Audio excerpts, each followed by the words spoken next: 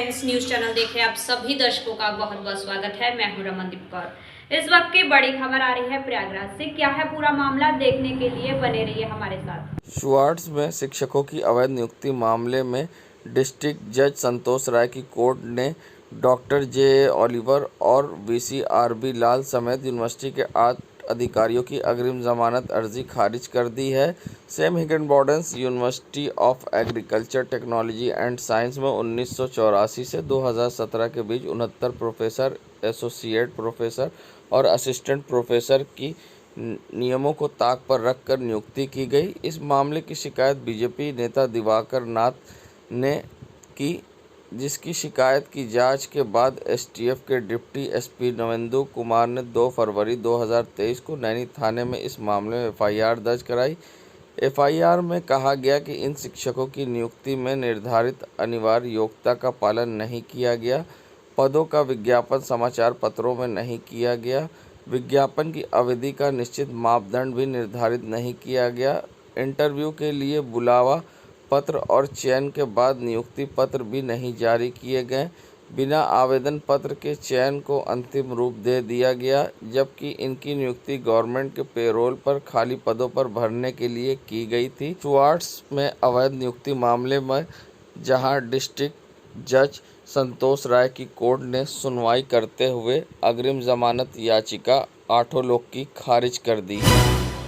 अतीक और उसकी मौत के बाद अब उसके बेटे यूपी पुलिस की रडार पर हैं, तो ऐसे में अतीक अहमद के बेटे अली अहमद के नाम का लेटर सोशल मीडिया पर तेज़ी से वायरल हो रहा है। अली प्रयागराज की नैनी जेल में बंद है। उसके नाम का लेटर जब वायरल हुआ तो हड़कंप मच गया है। यूपी में होने वाले निकाय चुनाव से पहले अतीक अहमद के बेटे अली अहमद का कथित सोशल मीडिया पर पत्र वायरल हो रहा है। इस पत्र में नीचे अली का नाम है। ये पत्र एक प्रिंटिंग प्रेस से छपा है। इसमें माफिया अतीक और उसके भाई अशरफ की फ़ोटो लगी है। पत्र में समाजवादी और भारतीय जनता पार्टी के खिलाफ निकाय चुनाव में मतदान न करने की अपील है और साथ ही सपा को अतीक और अशरफ हत्याकांड का भी योगी सरकार के साथ जिम्मेदार ठहराया गया है। ऐसे में इस पत्र के वायरल होने के बाद इसकी अब जांच का विषय है। फिलहाल अब सोशल मीडिया पर पत्र हो रहा वायरल। संगम नगरी प्रयागराज में बाहुबली पूर्व सांसद अतीक अहमद की 15 तारीख को हत्या कर दी गई, जिसके बाद एक अहम खुलासे हो रहे हैं। वहीं अब सोशल मीडिया पर कई फोटो वायरल हो रही है, जिसमें प्रयाग व्यापार मंडल के अध्यक्ष विजय अरोड़ा भी अतीक अहमद के साथ दिखाई दे रहे हैं और अन्य नेता भी अतीक अहमद के संग फोटो में हैं। वहीं बता दें, अतीक अहमद के साथ कई नेताओं की फ़ोटो जहां वायरल हो रही है, तो वहीं बीते दिनों जब अतीक अहमद समाजवादी पार्टी में थे तो उनके साथ कई समाजवादी पार्टी में रहे नेताओं की भी फ़ोटो सामने आई है और फ़ोटो सोशल मीडिया पर वायरल हो रही है, जिसमें रीता बहुगुणा जोशी भी मंच पर अतीक अहमद के साथ मंच साझा कर रही हैं, तो अन्य लोग भी अतीक अहमद के साथ मौजूद हैं, जिसमें कुछ कांग्रेस नेता के रिश्तेदार व समाजवादी पार्टी के नेता हैं जो कि अतीक अहमद के साथ अब दिख रहे हैं और फोटो सोशल मीडिया पर तेजी से हो रहा वायरल। आम आदमी पार्टी के राष्ट्रीय कार्यकारिणी सदस्य व आप जिलाध्यक्ष डॉक्टर अल्ताफ ने पुलिस पर गंभीर आरोप लगाए हैं। साथ ही उनका कहना है कि निकाय चुनाव में प्रचार प्रसार से पुलिस रोक रही है। करेली क्षेत्र में उनके पास बाइक परमिशन थी रैली की, उसके बावजूद उनको रैली करने नहीं दी गई है महापौर प्रत्याशी के समर्थन में। ऐसे में उनका क्या कुछ कहना है, आइए दिखाते हैं। सभी पत्रकार साथियों को मेरा जय हिंद। मैं आप लोगों को बताना चाहता हूं कि अभी थोड़ी देर पहले करेली क्षेत्र में आम आदमी पार्टी की एक बाइक रैली निकालने की हम लोगों ने परमिशन ले रखी थी, लेकिन अभी मुझे जानकारी मिल रही है कि हमारे महापौर प्रत्याशी को बाइक रैली नहीं करने दिया जा रहा है। उनको प्रताड़ित किया जा रहा है पुलिस के द्वारा। उनको ये रैली के लिए कहा जा रहा है कि आपके पास लोग संख्या ज़्यादा हो गई है, आपने तो 50 लोगों की संख्या के लिए किया था, लेकिन ज़्यादा हो गई आपके यहाँ संख्या। तो मैं आप सबके माध्यम से ये बताना चाहता हूँ कि पिछले कई दिनों से हम लोग देख रहे हैं कि आम आदमी पार्टी में अभी विगत कुछ दिन पहले सांसद जी आए थे, सांसद संजय सिंह जी आए थे। हम लोगों को उनकी रैली, उनकी सभा के लिए परमिशन नहीं दी गई। बड़ी मुश्किल से हम लोगों को एक जो है यात्रा की जो है परमिशन मिली थी और लगातार करेली क्षेत्र में हम लोगों को किसी भी तरह से काम नहीं करने दिया जा रहा है। इस तरह से तो नगर निगम चुनाव नहीं हो पाएगा। मैं डीएम साहब से और एआरओ साहब से निवेदन करना चाहता हूं कि इसको संज्ञान में लीजिए और जिस तरह से आम आदमी पार्टी के कामों को, जिस तरह से प्रचार को रोका जा रहा है, ये सरासर गलत है। मैं इसकी कड़ी निंदा करता हूं और इस तरह से आम आदमी पार्टी को नहीं प्रताड़ित करना चाहिए। मैं आप सब लोगों से सहयोग के लिए मैं सभी मीडिया माध्यम से के जरिए आप डीएम साहब से और एआरओ साहब से और तमाम प्रशासनिक अधिकारी से मैं निवेदन करता हूं कि ये आम आदमी पार्टी को जिस तरह से काम करने के लिए रोका जा रहा है, इसको तुरंत संज्ञान में लीजिए और हमारे चुनाव में किसी भी तरह की बाधा को आने से रोकिए। बहुत बहुत धन्यवाद। संगम नगरी प्रयागराज में जहां निकाय चुनाव को लेकर हर कोई मैदान में है, तो ऐसे में वार्ड नंबर 99 से समाजवादी पार्टी से पार्षद प्रत्याशी तहजीब अली पति नौशीन फारूकी जहां सड़कों पर निकलकर जनसंपर्क किया है और साथ ही लोगों से वोट की अपील की है। साथ ही पिछले विकासों के मुद्दे को लेकर लोगों से बात की कि क्षेत्र में किस तरह से वे पार्षद बनने के बाद विकास करेंगे और लोगों की समस्याओं को दूर करेंगे। साथ ही तहजीब अली ने अपने समर्थकों के साथ जगह जगह गलियों में जाकर नौजवानों से मुलाकात की और नए वोटरों से भी वोटिंग करने की अपील की। अपने मतदान का प्रयोग करते हुए तहजीब अली ने लोगों से जिताने की अपील जहां की, तो वहीं उनके समर्थक हाथों में झंडा बैनर लेकर उनके साथ नजर आए। समर्थकों ने तहजीब अली जिंदाबाद के नारे भी लगाए। संगम नगरी प्रयागराज के आसमान में एक अनोखा नज़ारा देखने को मिला, जहां सूरज एक घेरे में नजर आया। लोगों ने देखा तो नज़ारा कैमरे में कैद किया। लोग सूरज के इस नज़ारे को देखकर हैरान नजर आए। दरअसल आसमान के चारों तरफ अचानक इंद्रधनुष गोला बना हुआ था और लोग तरह तरह की चर्चाएं थी और ऐसे में लोगों का कहना था कि वायु का दबाव है, तो किसी का कहना था ओजोन की समस्या है। ऐसे में जहाँ आनंद भवन जवाहर तारा मंडल के निदेशक रवि का इस पर क्या कुछ कहना है, किस तरह से ये सर्किल बना था, आइए दिखाते हैं। ये जो है कोई हार्मफुल नहीं है, ये एक अद्भुत दृश्य है जो आसमान में बनता है। जैसे हम लोग स्कूल में पढ़े थे कि न्यूटन ने बताया जब लाइट प्रिज्म में से निकलती है तो 7 रंग में स्प्लिट होता है और एक रेनबो बनता है विबजी और कलर्स में। तो नॉर्मली जो है आसमान में रेनबो भी इसी तरह से बनता है। बारिश के बाद जब सूरज की किरणें दूसरे एटमॉस्फेयर में जो है कई सारे लेयर्स के अंदर से गुजरने से रेनबो बनता है।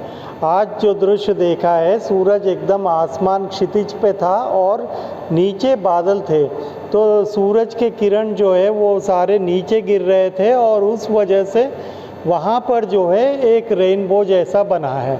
हम लोग जो हमेशा देखते हैं सूरज कहीं साइड में रहता है और रेनबो नहीं देता है, तो आज ऊपर सूरज ऊपर होने के कारण जो है रेनबो एक सर्कल जैसा पूरा दिखा है क्षितिज पे। ये एक अद्भुत दृश्य है देखने के लिए, इससे जो है कोई दुष्प्रभाव नहीं होगा। डॉक्टर रवि किरण, जवाहर तारा मंडल, प्रयागराज। कांग्रेस राज्यसभा सांसद प्रमोद तिवारी ने जहां सपा और बसपा को लेकर बड़ा बयान दिया है, साथ ही कहा है कि कांग्रेस और बीजेपी से टक्कर है, तो वहीं 2024 के चुनाव को लेकर बड़ा दावा किया है। कहा है भाजपा सिर्फ 100 के अंदर सिमट जाएगी और कांग्रेस को बहुमत मिलेगी। ऐसे में उन्होंने क्या कुछ कहा है इस चुनाव के मुद्दे को लेकर और किस तरह से दावा किया, आइए दिखाते हैं। हर जगह सीधी लड़ाई में है, ज़्यादातर जगहों पे दो ही लोगों के बीच में टक्कर है। परिस्थितियां ऐसी हैं कि भाजपा से जनता उबरी हुई, सपा विकल्प नहीं दे पा रही है, बसपा विकल्प नहीं दे पा रही, तो मुझे लगता है इस चुनाव में कांग्रेस पार्टी बहुत बढ़िया प्रदर्शन करने जा रही है। सर कितनी सीटें नगर निगम में और इसका क्या असर 2024 में क्या है? मैं ये तो नहीं बता सकता 2024 लेकिन जहाँ तक 2024 का सवाल है, ये मुद्दे स्थानीय होते हैं नगर निकाय के, ये केंद्र के मुद्दे नहीं होते हैं। % कांग्रेस हमारा फॉर्मूला है और चूंकि मैं डिप्टी लीडर के तौर पे कह रहा हूँ, ये 1-to-1 करने का है। भाजपा का जब सत्ता में आई 2014 में, तो इसका वोट था 31.8%, यानी 68.2% लोग खिलाफ। अब भी 38-39 पे है ये। तो अगर 1 by 1 हम कर देंगे तो ये लड़ाई हो जाएगी 36-37% बनाम 60-63%। और जिस तरीके से मैंने सत्र में देखा कि 21 पार्टियां एकजुट जो महत्व रखती, तो भाजपा गठबंधन के खिलाफ ये गठबंधन जो बनने जा रहा है ये बहुत मजबूत पड़ेगा। भाजपा 100 सीटों के नीचे सिमट जाएगी और कांग्रेस के साथ हम सहयोगी दलों के साथ लगभग 350 सीटें। नगरी प्रयागराज में जहां बसपा के महापौर प्रत्याशी सईद अहमद ने जहां लोगों से जनसंपर्क किया, तो साथ ही उन्होंने मीडिया से बात करते हुए किन मुद्दों पर वे चुनाव लड़ रहे हैं और साथ ही किन मुद्दों को लेकर वे लोगों के बीच वोट मांगने जा रहे हैं, क्या कुछ कहना था इस पूरे मामले पर सईद अहमद का, वो भी सुनाएंगे। मगर साथ ही उन्होंने बसपा को मजबूत करने के लिए आज गली गली जाकर लोगों से समर्थन मांगा है। साथ ही लोगों से बसपा को वोट देने की अपील करते हुए क्या कुछ कहा है, आइए दिखाते हैं आपको। मुद्दा तो गृह कर, जल कर, कमर्शियल कर, ये सब तमाम है और विकास का मुद्दा हमारा सबसे बड़ा है। पेयजल का भी मुद्दा हमारा है। तमाम समस्याएं जो आज तक निस्तारित नहीं की गई हैं, रेहड़ी वालों की समस्याएं, तमाम समस्याएं जिसको हम लोग नगर निगम में महापौर बनते ही सबका सब पूरा करने का काम करेंगे। और क्या मुद्दे हैं जनता की? देखिए, जनता विकास चाहती है, सम्मान चाहती है, उसकी जन सुनवाई के लिए सुलभ रहे, ये भी चाहती है। तो हम तो सर्वसुलभ व्यक्ति हैं। जनता की सर्वसुलभ सुनवाई के लिए हम हमेशा तत्पर रहे हैं। सुबह 8 बजे से लेकर 12 बजे तक जनता का समय होगा हमारे कार्यालय में। उसके बाद उनकी समस्याओं के निस्तारण के लिए हम लोग काम करना शुरू करेंगे। पर डे हम जनता से मिलने का अपना टाइम निर्धारित कर चुके हैं। सुबह 8 से लेकर 12 तक हम पूरी जनता से, क्षेत्र की जनता से मिलेंगे, पूरे नगर की जनता से मिलेंगे। उसके बाद हम लोग क्षेत्रीय कार्यालय भी खोलेंगे, ताकि हफ्ते में एक दिन इस कार्यालय में, उस कार्यालय में, तमाम कार्यालय भी खोलेंगे, जहां हम बैठ करके उस क्षेत्र जो क्षेत्र हमारे जहां के लोग यहां नहीं पहुंच पाते हैं, हम उस क्षेत्रों में भी जाकर एक दिन का कार्यक्रम करेंगे और इसका बाकायदा अनाउंस कराकर उस क्षेत्र में एक छोटा सा दफ्तर खोल कर वहाँ बैठेंगे। उन समस्याओं के जो नागरिकों को वहीं लेने का काम करेंगे। जी। संगम नगरी प्रयागराज पहुंचे कांग्रेस के राज्यसभा सांसद प्रमोद तिवारी ने प्रेस वार्ता की है। साथ ही निकाय चुनाव को लेकर बड़ा बयान दिया है। उन्होंने निकाय चुनाव में प्रयागराज में प्रत्याशी की जीत का दावा करते हुए उनका दावा है कि साथ ही विकास होगा प्रयागराज में अगर उनका महापौर प्रत्याशी जीतता है। और साथ ही उन्होंने हाउस टैक्स, वाटर टैक्स के मुद्दे पर बीजेपी पर गंभीर आरोप लगाए और क्या कुछ कहा है, आइए दिखाते हैं आपको। इस तरह से कांग्रेस निकाय चुनाव लड़ रही है और खास तौर पर प्रयागराज सीट को लेकर आज आपने यहाँ पर बातचीत की है। क्या मुद्दे हैं कांग्रेस के और कांग्रेस किस तरह से जो है चुनाव में जनता के बीच जा रही है? हमारा मुख्य मुद्दा है ये कांग्रेस पार्टी के प्रधानमंत्री के रूप में राजीव गांधी की ही कृपा से आज महिलाओं को, पिछड़े वर्ग को और अनुसूचित जाति को सीटों का आरक्षण मिला है, संवैधानिक दर्जा मिला है और इसीलिए चुनाव हर 5 साल में होता है, वरना पहले तो चुनाव एक लंबे अंतराल में होते थे और सभासद चुनते थे। तो जनता को ये अधिकार कांग्रेस के प्रधानमंत्री के रूप में राजीव गांधी ने दिया है। हमने योग्यतम प्रत्याशी उतारा है प्रयागराज में।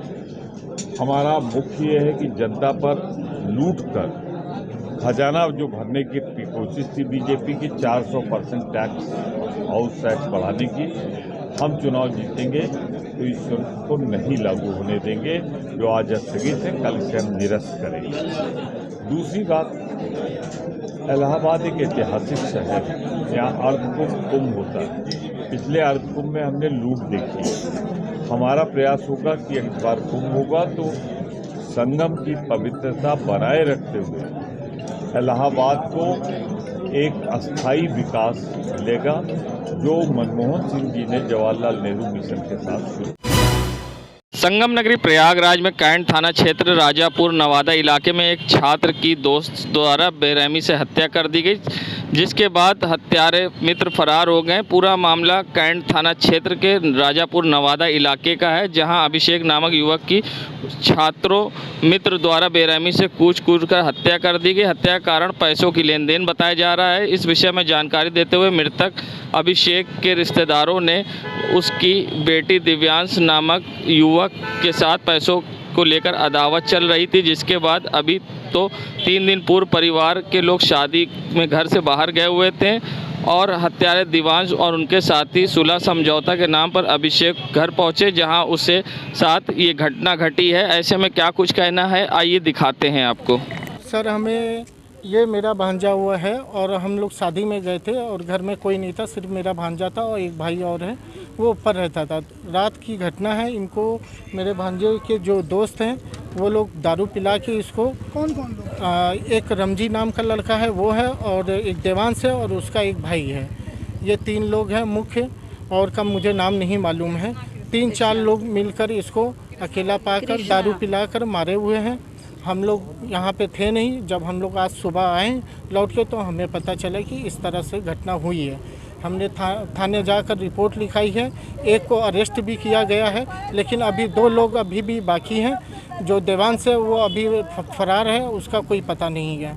और मुझे इंसाफ चाहिए। मुझे बाबा आदित्यनाथ बाबा जी से यही कहना है कि मुझे इंसाफ चाहिए और मुझे मेरे परिवार की सेफ्टी चाहिए। अगर मैं अभी यहाँ पे मीडिया के सामने बोल रहा हूँ, अगर मुझे कुछ हुआ या मेरे परिवार को कुछ हुआ, मैं काम पर चला जाता हूँ, तो उसके जिम्मेदार कौन होगा? मुझे बाबा से इंसाफ चाहिए, बस यही निवेदन है। हमसे लिखवाया था एफआईआर अभिषेक दिव्यांश के नाम से अभिषेक ने, तो पुलिस वालों ने कुछ भी नहीं किया, उसको नहीं उठाया। एफआईआर लिखाया था आपको? कुछ वो कुछ लफड़ा हो गया था अभिषेक का और दिव्यांश का कि पहले मेरे खिलाफ तूने बयान दी थी, अब की बार क्यों मुँह कर रहा है? अभिषेक ने बोला, उस दिव्यांश ने बोला कि 25,000 रुपये मैं दे रहा हूँ, तू बयान दे, नहीं देगा तो तेरे को मैं मरवा दूंगा।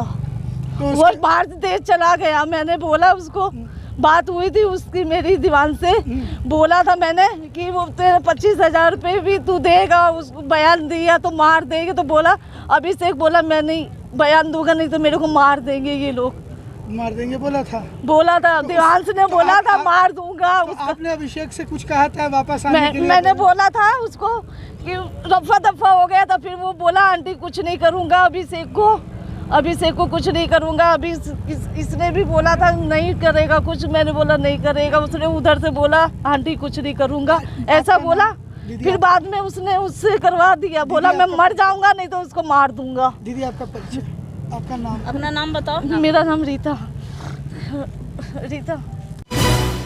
संगम नगरी प्रयागराज में महापौर प्रत्याशी के रूप में 12वीं बार अपनी किस्मत आजमा रहे हैं गणेश जी त्रिपाठी ने बड़ा दावा किया है। साथ ही उन्होंने बीजेपी पर विकास के मुद्दे पर गंभीर आरोप लगाए हैं और साथ ही खुद सड़कों पर निकले हैं प्रचार करने और लोगों से वोट मांगते दिखाई दिए। और क्या कुछ कहा, आइए दिखाते हैं। चुनाव इस बार फिर मैदान में, क्या मामला है? मामला ये है कि मैं जनता को जागरूक करना चाहता हूँ कि आप लोग जागरूक होइए और सतमार्ग पर चलिए, अन्यथा ये कलयुग तो चल ही रहा है। इस कलयुग में आपका सब कुछ लूटा जा रहा है, लेकिन आप लोग बेचैन होकर रहे हैं, लेकिन कुछ कर नहीं पा रहे हैं। भाजपा उपलब्धियां बता रही हैं कि डबल इंजन की सरकार है, बहुत अच्छा है, सराहनीय कार्य है, पर हमको इस डबल इंजन में ये भरोसा लगता है कि एक इंजन में ताकत नहीं है कि जो स्वयं अपने उत्तर प्रदेश को संभाल सके, उसको डबल इंजन की ज़रूरत है। इसलिए डबल इंजन कहा जा रहा है। हमारे मुद्दे ये हैं कि जो समाज के लिए केंद्र सरकार राज्य सरकार से आने वाले योजनाएं हैं, जो जनता जनार्दन के पास तक नहीं पहुंच पाती है, और वो जो पदासीन होता है वो अपना 10 पुश्त या 5 पुश्त के लिए रकम तहखाने में भरता है, उससे जनता को निजात मिलेगी, व्याख्या है। बस मैं यही कहना चाहता हूँ कि कोई नक्शा सही नहीं है, सब तस्वीर अधूरी है। ग्राम सभा से लोकसभा तक अब बदलाव जरूरी है। परिचय बता दीजिए। मैं गणेश जी त्रिपाठी, राष्ट्रीय अध्यक्ष, राष्ट्रीय बंधुत्व पार्टी, प्रयागराज, उत्तर प्रदेश। देश दुनिया की खबरों के लिए world media times news channel को सब्सक्राइब करें।